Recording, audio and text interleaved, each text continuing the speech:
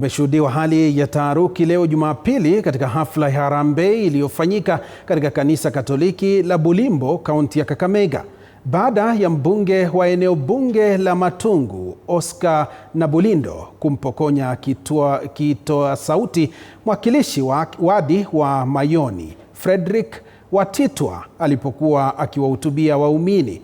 Waluse Meshak anaarifu kuwa hafla hiyo ilikuwa imehudhuriwa na spika wa bunge la kitaifa, Moses Wetangula. Washika Watitwa. Mvutano ulizuka wakati mwakilishi wadi ya Mayoni, Frederick Watitwa, alipokuwa akizungumza mbele ya waumini pamoja na wageni kanisani wakati wa shughuli ya harambee. Mwakilishi wadi huyo alipokuwa akizungumza, ghafla mbunge wa Matungu, Oscar Nabulindo, alionekana akimsogea na baadaye kumpokonya kipaza sauti. Hatua hiyo ilisababisha mshangao na minong'ono miongoni mwa waliohudhuria. Hata hivyo, katika hali iliyowashangaza wengi, Watitwa alitoa kipaza sauti kingine kutoka mfukoni mwake na kuendelea na hotuba yake bila kusita. Naenda kukaa pale, nasikia wamepanga kupasua magari zangu kwa barabara.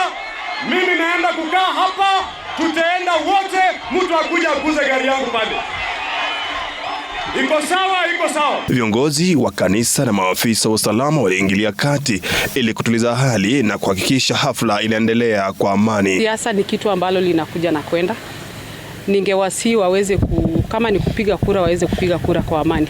Wasikubali kupotoshwa kwa ajili ya unashikilia mrengo gani. Tukio hilo limezua mjadala miongoni mwa wakazi kuhusu mvutano wa kisiasa unaojitokeza hadharani katika hafla za kijamii na kidini. Waluse Meshak, TV 47.